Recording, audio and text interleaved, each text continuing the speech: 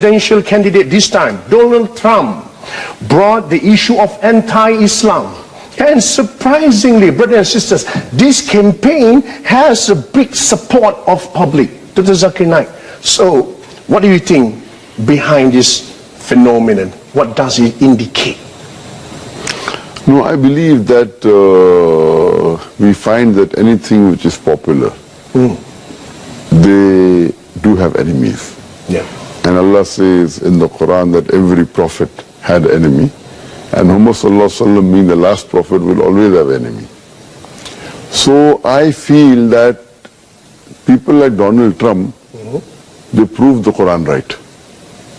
Allah says in Surah Furqan chapter number 25 that there will be an enemy for Muhammad Sallallahu Alaihi Wasallam. And since Muhammad Sallallahu Alaihi Wasallam, his message is going to be till eternity, there are bound to be critics and enemies of Islam and of Prophet Muhammad.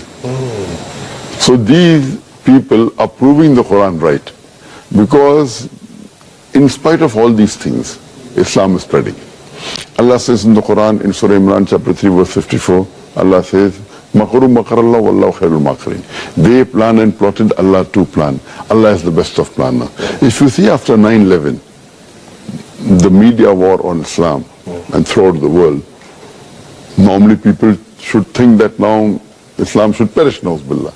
They cannot. But we find that more people want to know what kind of religion is this. And we find that in USA alone, in a span of about 9 months, after 9/11, 34,000 Americans accepted Islam. In Europe alone, in a span of 10 months after 9/11, more than 20,000 Europeans accepted Islam. So more they are trying to attack Islam, more Islam is spreading. I believe that such type of people, in the long run, it is benefit for Islam. People want to know what is this religion. And whenever people attack Islam, and you find that in the long run, it benefits Islam. All right. That's fantastic. Now, Dr. Zakir Naik, do you agree if I say that now Muslims are caught up with efforts to restore the image due to Islamophobia campaign in the West? So because of this, they forget to promote noble values of Islam. Yes, I do agree with you. Yeah. Many a time we Muslims being emotional, we fall into the trap. For example, we know what happened in the Danish cartoons. Yeah, Danish.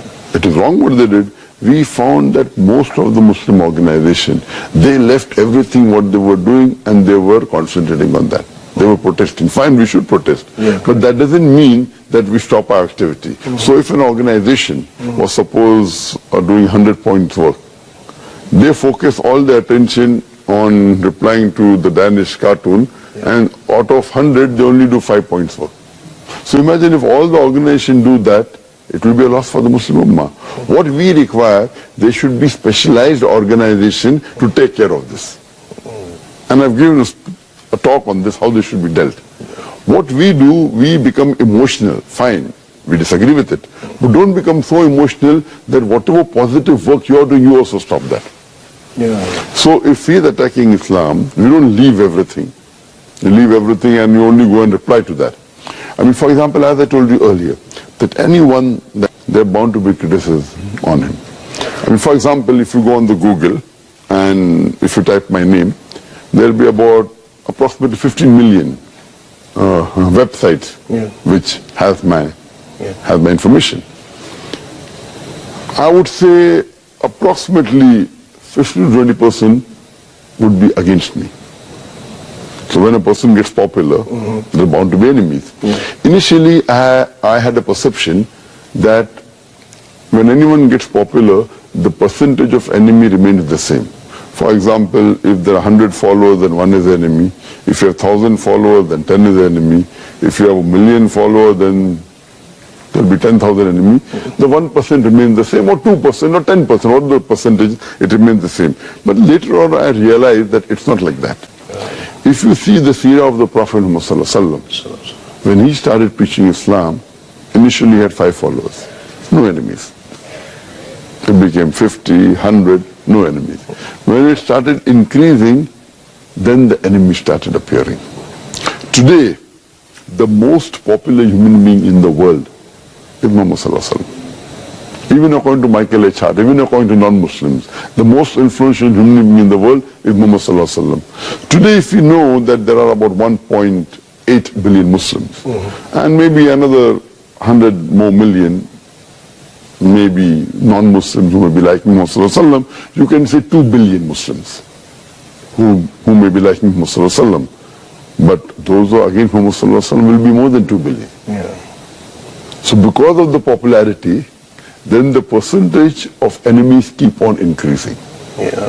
Here's a question I read in my our Facebook followers. They ask, how do you manage your emotion and your wisdom and your spiritual when there is some people hate you, say something bad about you? How do you manage it? See, one thing, a Dai should always be calm. He cannot get emotionally carried away. Yeah. If somebody criticizes me or abuses me, if I retaliate emotionally, then I will not be following the Quran. Quran says in Surah Nahl chapter 16 verse 125, Udu ila sabili rabbika bil-hikmah wal-mau'izati al-hasana wajadil billati hiya ahsan. Invite all to the way of thy Lord with wisdom and with preaching, and argue with them and reason with them in the ways that are best most gracious. Allah also says in the Quran in Surah Fussilat chapter number 41 verse number 34 that it says that repel evil with good, and you will find that the person who hates you, he becomes your friend. Yeah. So repel the evil with good. So whenever anyone criticizes me, normally first, when there were very few criticism, we used to reply. Now, on the net, there will be about 2 to 3 million criticism. Yeah. Now, if I'm going to reply to 2 to 3 million criticism, I will not be able to go forward. I will spend the next 10 years replying. What I do, there are other people replying. They should do it. Yeah. No problem. What I tell my staff and my friends, that when anyone criticizes me, check if there is something in it for me to learn. I'm a human being. Yeah. I can make a mistake. So if there is something where I have really made a mistake, and if it is a positive criticism, I should change. I don't say I'm infallible.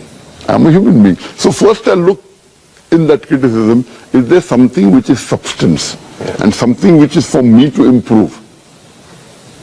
Almost all the criticism, or more than 95%, they are more of allegations, quoting out of context, and not nothing. But yet, if there is something for me to improve, then I utilize that. Because there's a saying that if someone throws bricks at you, use that brick to make your house. Yeah, correct. If someone throws a stone at you, raise yourself so high, the stone does not reach you. So therefore, I believe it is waste of time to answer to all these things. If there is something really which is worth answering, maybe less than 1%, then it's worth answering. Otherwise, it's a waste of time. Mr. Zakir Naik, one more question from our follower. They want me to ask you about Malaysia. They say that Malaysia has worked hard to promote that Islam is a religion that promotes peace and moderation. So in your opinion, what is the impact that can be seen from this effort in Malaysia, from your point of view? As far as Malaysia as a Muslim country is concerned, I always looked up to Malaysia. Compared to the other Muslim countries, a multiracial country where Muslims are majority, but not in absolute majority.